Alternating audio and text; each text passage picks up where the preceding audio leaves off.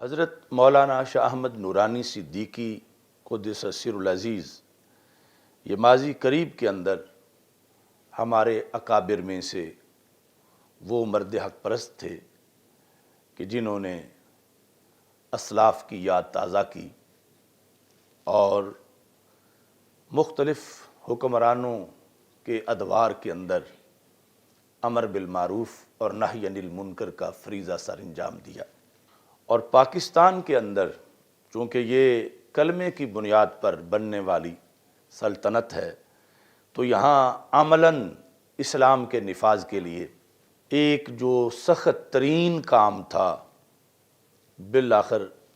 علامہ شاہ احمد نورانی صدیقی رحمۃ اللہ علیہ نے تبلیغ دین کے محاذوں پہ کام کرنے کے ساتھ ساتھ اس میدان میں بھی قدم رکھا۔ کانٹوں کی زباں خشک ہے پیاس سے یا رب، کوئی آبلا پا اس وادی پرخار میں آئے۔ انہوں نے یہ فیصلہ کیا کہ اذان کربلا کے لیے جتنی بھی ذات کی، جان کی یا مقبولیت کی قربانی دینی پڑے تو دینی چاہیے۔ اور اس لیے برملا کہتے تھے، بتا اے شیخ کیوں ابن علی نکلے تھے میدان میں، اگر حجرے میں ہو سکتی تھی روشن شمع ایمانی۔ آج جب ہم نفاست کا تصور کریں تو جس کی شخصیت سامنے آ جائے، شجاعت کا تصور کریں تو جس کی طرف دھیان چلا جائے، تلاوت کی طرف دیکھیں تو جو خیالوں میں آ بسے، شجاعت اور دلیری کا تصور کرنے سے جس کی طرف توجہ ہو جائے اور لفظ قیادت بولنے سے خیال جس کے چہرے کے گرد گھومنے لگے، اس ذات کو شاہ احمد نورانی کہا جاتا ہے۔ میں نے حدیث شریف کے وسیع ذخیرہ میں ایک حدیث پڑھی اور اس کے پس منظر میں پھر میں نے اسلام کے ان ہیروز اور اپنے عہد کے ان عظیم نفوس کو سمجھنا چاہا۔ رسول اکرم صلی اللہ علیہ وسلم کا یہ فرمان مستدرک للحاکم میں ہے۔ حضرت انس رضی اللہ تعالیٰ عنہ روایت کرتے ہیں کہ نبی اکرم صلی اللہ علیہ وسلم نے ارشاد فرمایا، ان اللہ اذا اراد ان یجعل عبدا للخلافت مسح یدہ علی جبہتہ، کہ رب ذوالجلال جب یہ ارادہ فرماتا ہے کہ کسی بندے کو زمین پر خلافت دے، یعنی اس امت کے اندر خلفائے راشدین تو عظیم درجہ ہے ان کا، اس کے بعد سرکار دو عالم صلی اللہ علیہ وسلم نے فرمایا قیامت تک جسے رب ذوالجلال قیادت، خلافت، امامت دینا چاہے امت کے اندر، مسح یدہ علی جبہتہ، تو رب ذوالجلال اپنا دست قدرت اس کی پیشانی پہ پھیرتا ہے۔ مسح یدہ علی جبہتہ، اللہ اس کی پیشانی پر اپنا دست قدرت جو اس کی شان کے لائق ہے وہ پھیرتا ہے، تو پھر کیا ہوتا ہے؟ فلا تقع علیہ عین الا احبتہ،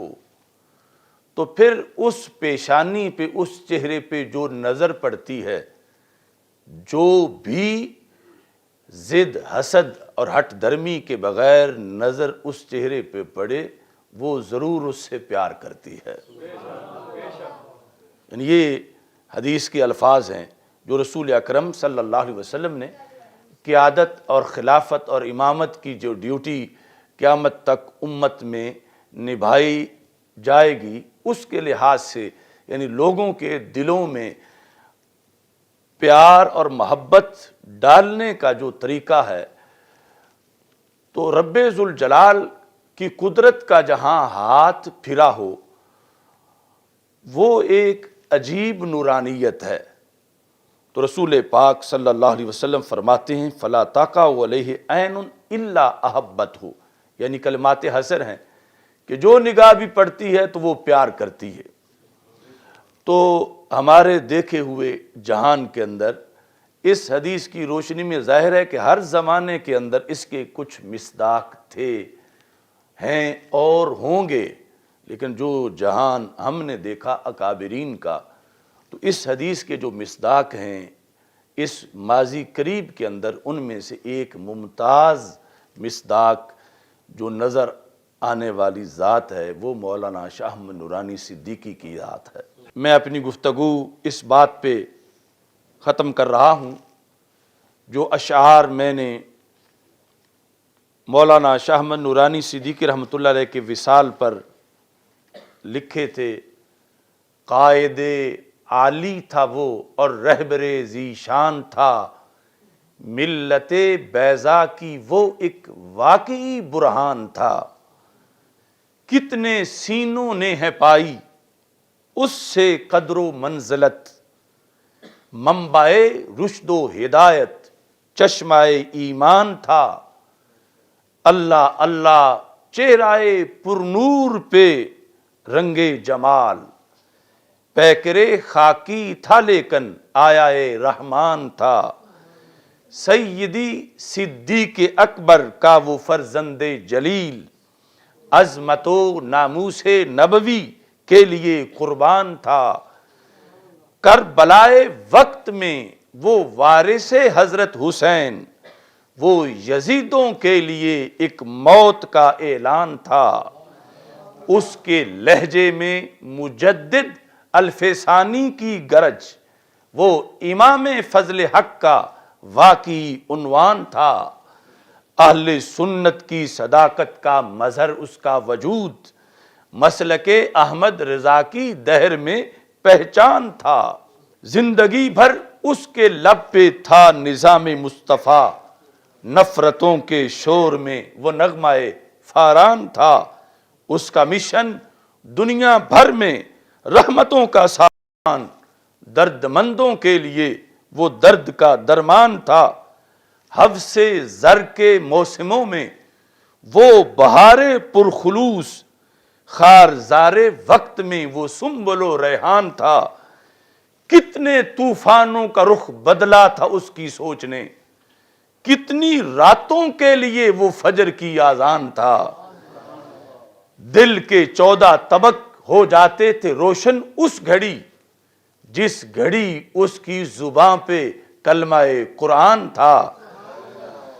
شیر آصف کیا بتائے اس کی قدر و منزلت، وہ یقیناً سرور کونین کا فیضان تھا۔